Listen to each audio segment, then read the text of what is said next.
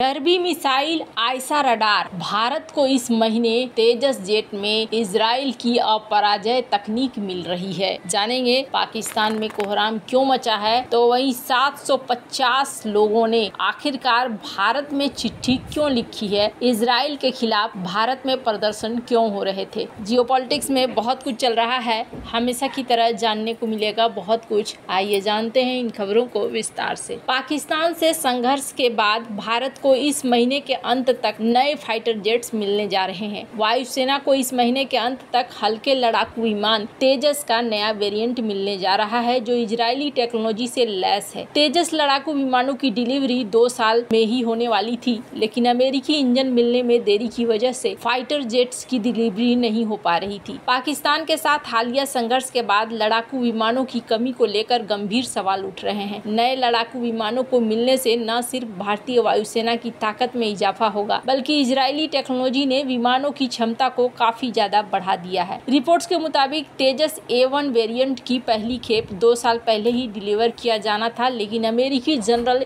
Electric company द्वारा बनाए गए F404 इंजन की आपूर्ति में देरी की वजह से इसका निर्माण टलता रहा। कुछ समय के लिए इजरायली कंपनियों को भी सिस्टम डिलीवरी में देरी का दोषी ठहराया गया था, लेकिन अब सभी बाधाएं दूर हो चुकी है। भारतीय वायुसेना के पास मौजूदा समय में सिर्फ 31 लड़ाकू स्क्वाड्रन ही है, जबकि तय स्टैंडर्ड के मुताबिक भारत के पास हर हाल में 42 लड़ाकू स्क्वाड्रन होने चाहिए। तेजस A1 वेरिएंट काफी एडवांस लड़ाकू विमान है और इसे वेस्टर्न स्टैंडर्ड के करीब माना जा रहा है। इसकी सबसे बड़ी खासियत यह है इसका रडार सिस्टम। इस वेरिएंट में इजराइल एरोस्पेस इंडस्ट्री की कंपनी एल्टा की तरफ से बनाए गए आयसा रडार लगाया गया है, जो पहले इस्तेमाल होने वाले इजरायली मैकेनिकल रडार से कहीं ज्यादा सटीक और शक्तिशाली है। जेरूसलम पोस्ट की रिपोर्ट के मुताबिक शुरुआत में जिन 83 तेजस फाइटर जेट बनाए जा रहे हैं, उन सभी में करोड़ों की लागत वाली इजरायली सिस्टम्स इंटीग्रेट किए जा रहे हैं। इजरायली कंपनी ये सिस्टम भारत के मेक इन इंडिया नीति के तहत बनाए हैं। रिपोर्ट्स में कहा गया कि तेजस A1 वेरिएंट में अत्याधुनिक इलेक्ट्रॉनिक वॉरफेयर सिस्टम शामिल किया गया है, जिससे यह विमान दुश्मन की रडार और मिसाइल को बेअसर करने में सक्षम होगा। इसे भी इजरायली कंपनी एल्टा ने ही अत्याधुनिक टेक्नोलॉजी का इस्तेमाल कर बनाया है। इसके अलावा पायलट्स को हेलमेट माउंटेड साइट मिलेगा, यानी वो किसी टारगेट को अपनी आंखों से सिग्नल देकर मार सकेंगे। इसे भी एल्टा ने ही बनाया है। तेजस A1 वेरिएंट में इजरायली रफाल कंपनी की डर्बी रडार गाइडेड मिसाइलें तैनात की जाएगी। खास बात यह है कि इन सभी सिस्टम को भारत में ही स्थानीय कंपनियों के साझेदारी में बनाया गया है। भारत इलेक्ट्रॉनिक वॉरफेयर को अत्यंत मजबूत बना रहा है। भारत का इलेक्ट्रॉनिक वॉरफेयर पहले से ही एडवांस था और इसी से भारत ने पाकिस्तान के साथ संघर्ष के दौरान चीन के कम से कम 8 PL-15 मिसाइलों को बेअसर कर दिया था। इसके अलावा पाकिस्तानी रडार और एयर डिफेंस सिस्टम को मारने में इलेक्ट्रॉनिक वॉरफेयर ने अहम भूमिका निभाई थी। तेजस फाइटर जेट्स में ज्यादातर एडवांस इजरायली एडवांस टेक्नोलॉजी का इस्तेमाल किया गया है। इजरायली वायुसेना के विमान भी अमेरिकी रडार का इस्तेमाल करते हैं, इसलिए इजरायली रडार भी अमेरिकी रडार की तर्ज पर ही बनाए जाने की संभावना है, जिससे आप इसकी क्षमता को जान सकते हैं। ये भारत और इजराइल के बीच मजबूत डिफेंस पार्टनरशिप को दिखाता है। इसके अलावा हिंदुस्तान एरोनॉटिक्स लिमिटेड अब तेजस के अगले वेरिएंट तेजस MK2 पर काम कर रहा है। ये नया वर्जन अत्यधिक रेंज, बेहतरीन युद्ध क्षमता और कनार्ड विंग्स जैसी आधुनिक सुविधाओं से लैस होगा। इसके लिए पहले से ही इजराइल, फ्रांस और अमेरिका की कंपनियां HAL के साथ साझेदारी के लिए बातचीत कर रही हैं। तेजस MK2 टेक्नोलॉजी और एडवांस लड़ाकू विमानों की कैटेगरी में फ्रांसीसी राफेल के बराबर ये चला जाएगा। खैर, अब जहां एक तरफ ये सारा माहौल देख रहे हैं, वहीं दूसरी तरफ ये भी देखने को मिल रहा है कि आखिरकार ग्रेटा थनबर्ग को